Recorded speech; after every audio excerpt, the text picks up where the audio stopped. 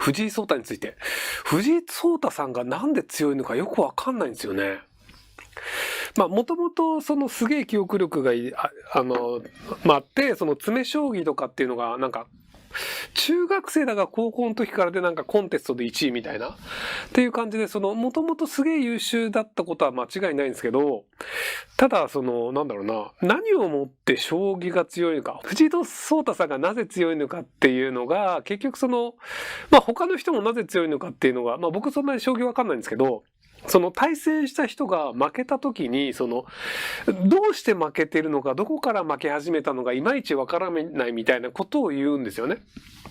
で、その解説の見ていくと、普通の人だったらこっちを選ぶよねっていうところで、あえてそのいつもと違うところを選んでって、なんでやろうと思うんだけど、最終ラインまで盤面を見ると、これで勝てたんだみたいなのがあるみたいな。なのでその詰将棋が異常に強いがゆえに、他の人が到達できてないレベルのその詰の、これだったら詰めれるっていうのが見えちゃうっていう、その、能力の特化型な気がするんですよね。要はその、もともと将棋ってなんか、いろんなコンピュータープログラムで強い将棋作ろうみたいなのがあって、電脳戦みたいなのがあったんですけど、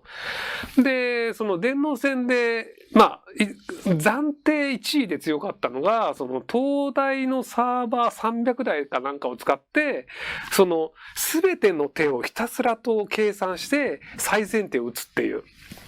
で、結局それやっちゃうともう人間勝てないよねっていうのがあって、で、電脳性ってそれ以降、そのネットワークにつないで計算するのアウトになったんですよ。なのでその、パソコン1台で強い、アルゴリズムを作ろうってなっちゃったんですけど、現在 YouTube で将棋の動画を投稿しています。今後の将棋界についてひろゆきさんの見解を教えてください。藤井さんすごいですよね。ブームと言われていますが、このままだと現在が最大値のように思います。僕もそう思います。日本で将棋文化は根付くと思いますか？いいえ。またどうすれば海外で普及すると思いますか？なぜいいえって言ったかっていうと、藤井さんブームの時に、その、藤井さんがなぜ強いのかっていう解説を一般の番組がやれるレベルまで持っていかなかったんですよね。その、藤井さんがじゃあ何連勝とかしてる時に、その、将棋の試合の解説ができなかったので、結局、昼飯に何食ったかっていう話でワイドショー盛り上がらざるを得なかったんですよ。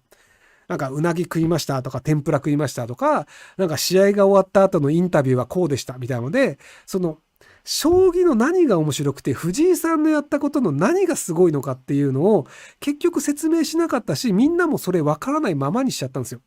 なので、その、将棋自体の面白さは実は伝わってないんですよ。その若い藤井さんっていう人が、その昔から強かった羽生さんっていう人とぶつかるみたいな人間ドラマとしての面白さっていうのは伝わったんですけど、将棋の面白さを知って、将棋って面白いってなった人は全然増えてないんですよ。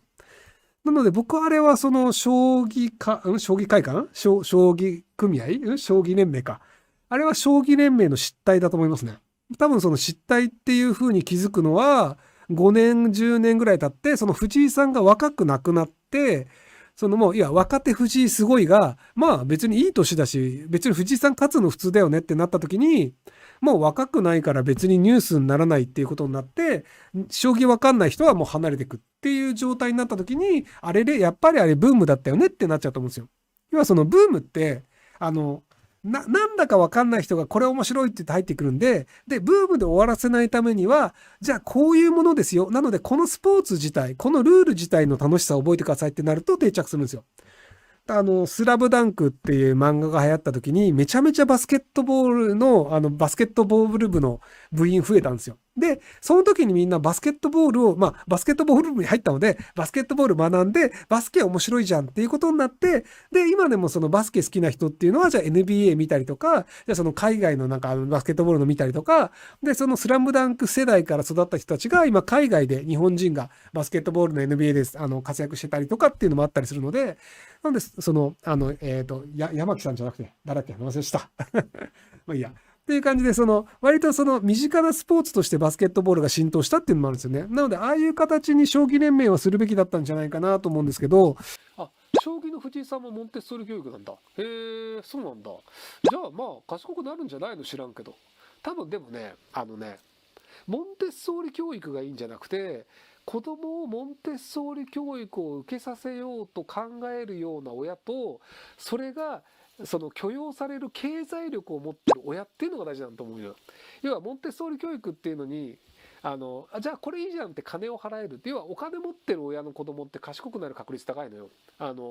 東大生の平均世帯収入って1000万超えてるんだけど、金持ちの要は子供って頭良くなるのよ。でそのお金で教育に金かけていいって思ってるから、モンテッソーリ教育以外もいろんなお金の使い方すると思うのね。だからその結果子供が賢くなりますよねっていう話で、だからそのモンテッソーリ教育自体がいいのではなく、モンテッソーリ教育を受けさせるような親の子供は大体成功するみたいな、そういう話なんじゃねえかなっていう気は若干します。はい。